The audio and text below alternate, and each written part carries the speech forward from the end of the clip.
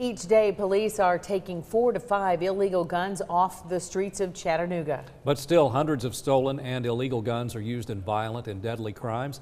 In this Channel 3 investigation, Channel 3 Eyewitness News reporter Kelly McCarthy tells us how these guns are getting into the wrong hands and why legal gun owners should take precautions. Kelly?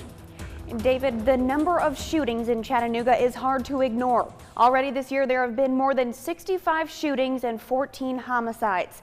The police are blaming gang members for the majority of the city's violence, but they're also blaming illegal and stolen guns for the deadly shootings. We wanted to know where the guns are coming from and how criminals are getting them. Police everywhere are facing a deadly threat. There's a lot of guns on the street that don't need to be there. And Chattanooga is no different. I think we're on pace to probably seize over 1,000 guns this year. Illegal guns that are used in violent crimes across the city. Sometimes the guns are modified. This one would be illegal. This gun at one time had a barrel at least that long or longer. Most of the time, the guns are purchased legally, but somehow fall into the wrong hands. Yeah. This is an assault rifle. It's an AR-15. These guns are now evidence at the Chattanooga Police Department. But before that, they were used in or recovered from crimes within the city. The majority of the firearms are being stolen locally, meaning Chattanooga or the surrounding areas or counties. ATF agent Ben Gibbons says 70% of guns taken off the streets are stolen from local homes and vehicles. My son has concealed license, and they stole his pistol that was in the car. Pastor Jerry Yother is one of those victims. The gun his family legally bought is now considered an illegal firearm. Even when you think you're in a safe neighborhood, you need to think again.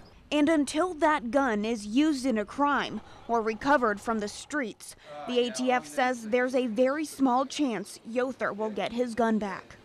Agent Gibbons says it's like an underground market, and here's how it works. The person doing the stealing is not usually the same person doing the shooting. People will steal guns and sell them to criminals, or criminals will pay someone else to legally buy a gun for them. And with Chattanooga police seizing 4 to 5 guns each day, this underground business seems to be booming. But we hope that it'll be found. Nobody gets hurt. I pray that it doesn't get in the wrong hands.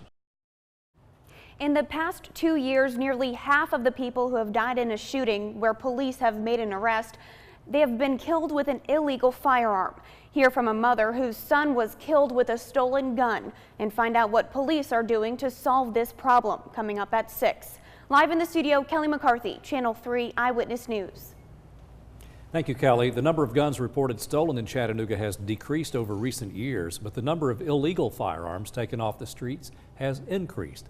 Last year, there were 341 guns reported stolen in our city limits and 754 recovered by police.